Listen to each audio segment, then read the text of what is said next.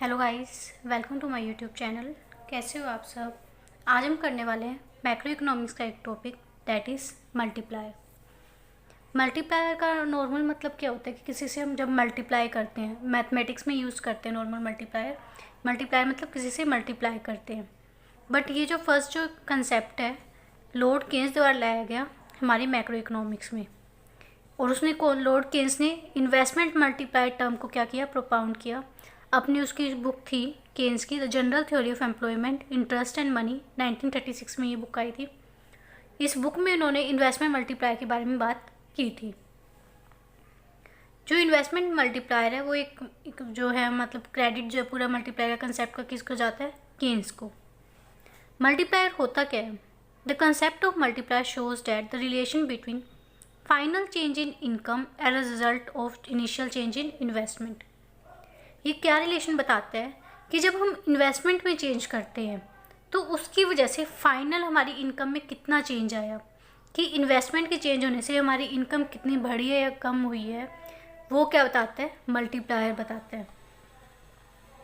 तो ये क्या है, ratio of change in income due to change in investment, कि इन्वेस्टमेंट के चेंज होने से इनकम में कितना चेंज आया, वो रेशियो हमें क्या बताता है, मल्टीप्लायर बताता है।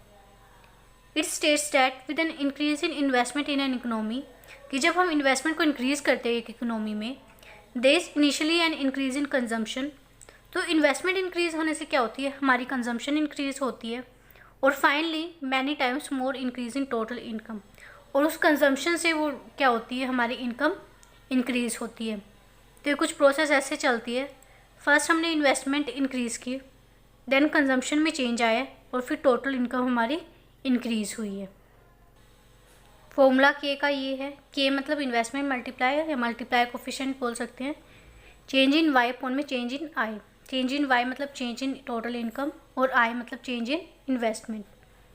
फॉर एग्जांपल, इन्वेस्टमेंट जो हमने इंक्रीज़ किए बाय 100 करोड़, और उससे नेशनल इनकम कितनी राइज होगी, 400 करोड़। तो फॉर्मूले में पुट करेंगे कि 400 करोड़ तो हमारी इनकम राइज हुई है, 100 करोड़ की इन्वेस्टमेंट थी, यानी मल्टीप्लायर कितना हो गया, 4 टाइम्स।